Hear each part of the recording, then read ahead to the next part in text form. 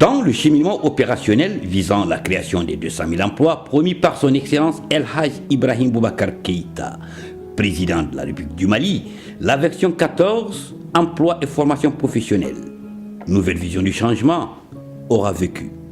Améliorer l'employabilité à travers l'entrepreneuriat jeune et le développement des dispositifs de formation professionnelle en vue de faciliter l'insertion des personnes formées. Par alternance, dans 3 spécialités choisies après une enquête auprès d'entreprises dans les difficultés pour pouvoir se donner un certain nombre d'outils de prise de décision. Une initiative de Magué, magazine économique, en termes de contribution sur l'utilisation des concepts et notions techniques de base de la gestion d'entreprise. C'est un véritable vivier de promotion de l'excellence par la compétition entre les acteurs et la concurrence entre entreprises. Aura mobilisé le département. Pour accompagner le concept, l'ensemble de ces structures restera à vos côtés en vue de le pérenniser au-delà de cette première édition. L'accompagnement du FAFPA dans ce système consiste tout simplement à apporter un appui financier aux besoins exprimés par les jeunes et conformément aux procédures du fonds. Offrir une diversité de commodités d'affaires et de satisfaction pour les populations et les collectivités locales aura fait l'objet de lancement au titre du projet 2000 points service relais, une initiative du groupe Wari qui concrétise un engagement des plus hautes autorités sur le secteur emploi jeune. Case des métiers, une télé-réalité, une initiative de Fanadé Entertainment. On a détecté qu'il y avait un besoin auprès de la jeunesse, un besoin en termes de recherche d'emploi, un besoin en termes de travail. Donc on a réfléchi et on s'est dit qu'il faut qu'on fasse quelque chose pour ces jeunes-là. Donc on a apporté une solution qui est adaptée à ces besoins-là à travers la case des métiers. Focalisé sur les métiers des BTP. Cette deuxième édition a été conduite de façon professionnelle par un jury composé de représentants chevronnés du secteur des BTP. Nous sommes pour notre part convaincus que la formation professionnelle constitue aujourd'hui une des voies les plus sûres de doter notre pays de ressources humaines de qualité tout en contribuant à favoriser l'insertion professionnelle des jeunes conformément à la vision de son Excellence Ibrahim Boubacar Keïta, président de la République, chef de l'État. Parrainé par le ministère de l'Emploi et de la Formation professionnelle, de la Jeunesse et de la Construction citoyenne suite au déficit de main-d'œuvre qualifiée constaté dans le secteur au Mali. La case des métiers vise à détecter, former et favoriser l'insertion de jeunes talents par les entreprises partenaires à l'issue de chaque édition. Fruit d'un partenariat avec le ministère de l'Emploi, de la Formation professionnelle, de la Jeunesse et de la Construction citoyenne et Fanadé Entertainment, le projet Case des métiers à chaque édition fait la promotion d'une nouvelle activité. Comme vous vous en souvenez, la première édition a été consacrée au secteur de l'animation télé et à la radio et cette édition consacre le secteur des bâtiments et travaux publics. En choisissant les métiers du secteur des BTP comme thème de la deuxième édition de Case des métiers, nous avons voulu faire un focus sur les difficultés que rencontre ce secteur et mettre l'accent sur l'excellence à travers une sélection rigoureuse des candidats inscrits. Sur 200 candidats inscrits, 35 ouvriers ont été sélectionnés à la faveur d'un casting exécuté par un jury composé de membres de l'Organisation patronale des entrepreneurs de la construction, de l'Ordre des architectes du Mali et de la SEMA. Les critères sont variés. Les instruments de maçonnerie, les éléments de sécurité de la maçonnerie et quelques règles géométriques fondamentales de la maçonnerie. Et puis l'utilisation aussi parfaite des matériels qu'un maçon doit pouvoir utiliser pour faire correctement les figures géométriques qu'on les a présentées.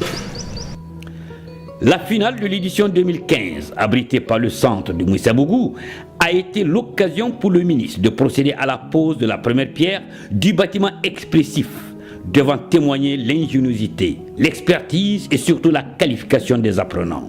Si mon plombier, je peux le trouver à la porte de mon domicile, ce sera encore mieux pour moi.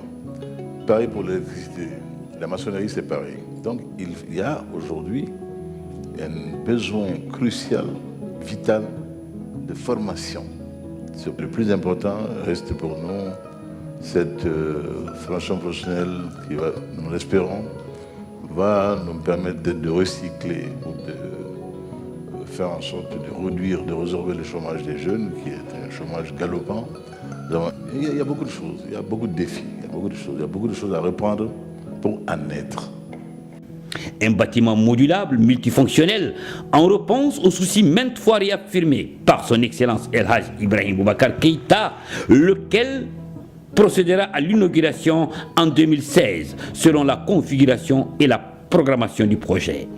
Le défi d'une édition qui se fait à l'extérieur avec beaucoup d'acteurs, c'était pas facile à relever.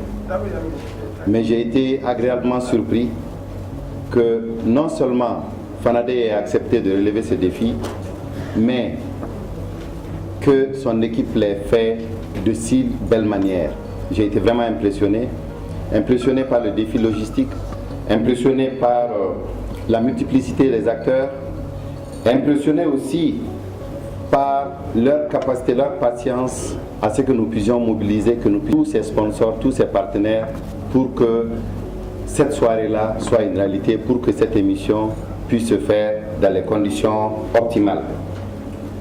Le programme à mi-parcours a été marqué par un dîner de presse présidé par le ministre, une occasion de congratulation aux partenaires financiers, structures du département, bref, tous les acteurs ayant contribué à l'exécution du programme. Entrepreneuriat jeune, la ville de Keïta aura le privilège d'abriter le lancement de la présélection de 2100 jeunes faiblement scolarisés. Au-delà des actions que le gouvernement initie en faveur de l'emploi, j'en appelle à votre plein engagement et à votre persévérance pour faire du Mali un pays émergent.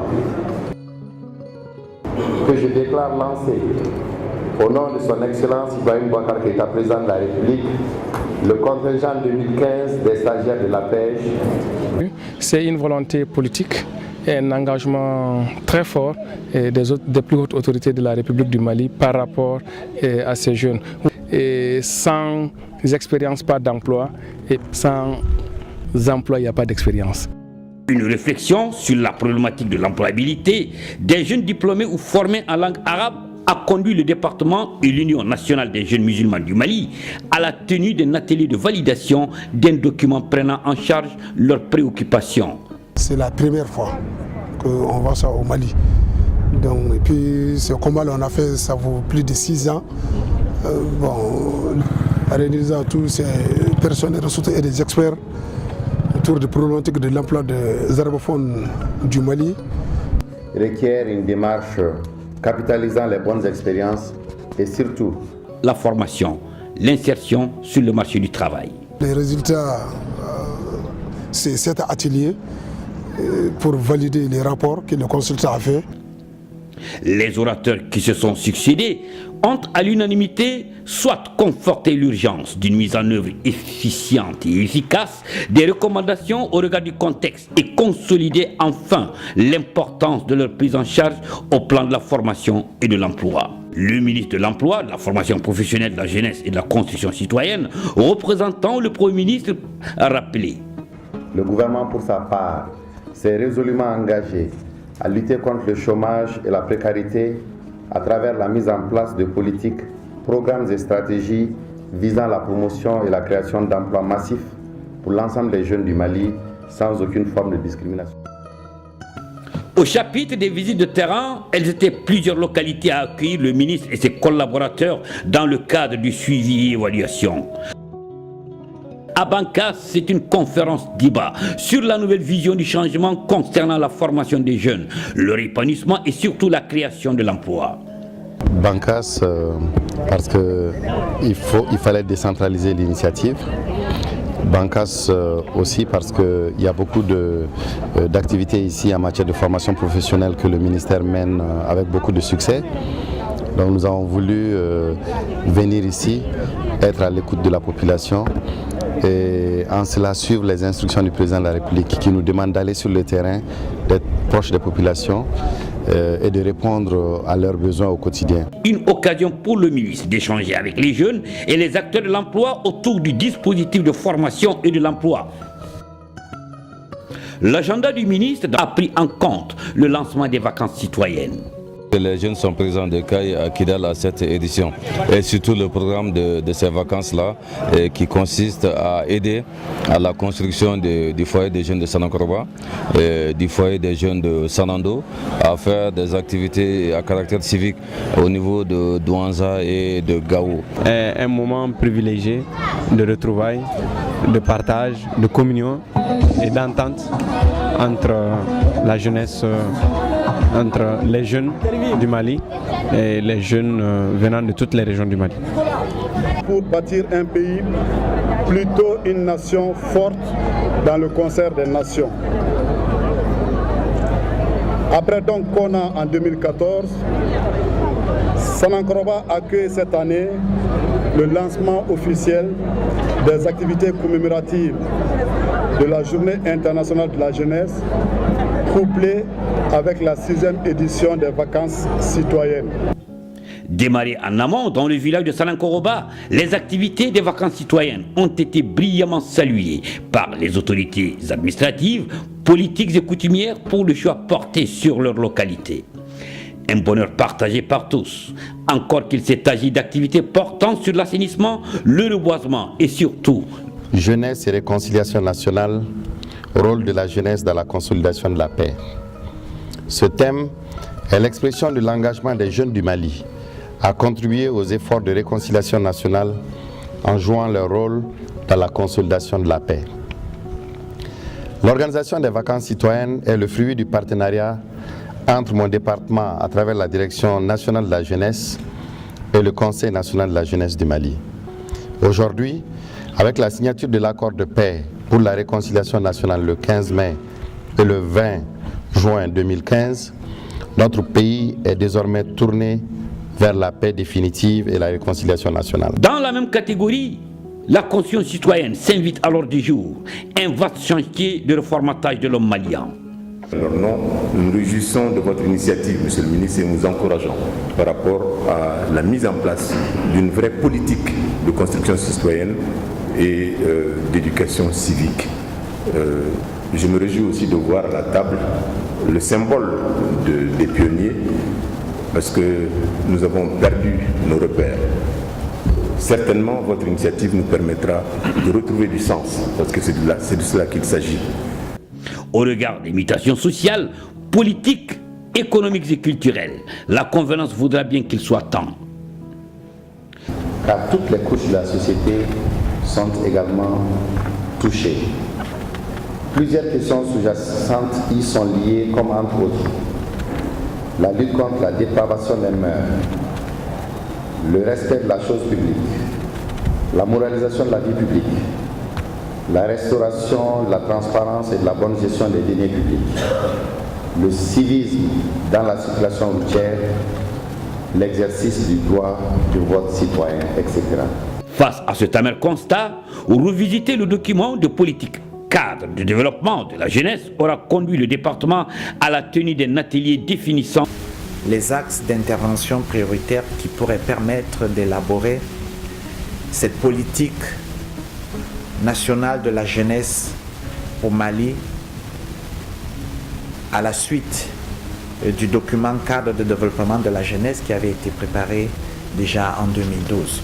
A noter que l'élaboration de la politique nationale de la conscience citoyenne, suivie de l'adoption d'un programme national d'éducation citoyenne pour les 5 prochaines années, s'inscrit en droite ligne dans les priorités des nouvelles autorités.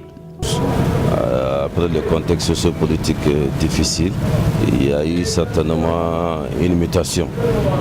C'est pourquoi cet atelier est organisé et pour voir ces nouveaux besoins, ces nouveaux défis et aboutir à des conclusions et recommandations qui pourraient enrichir la politique de développement de la jeunesse.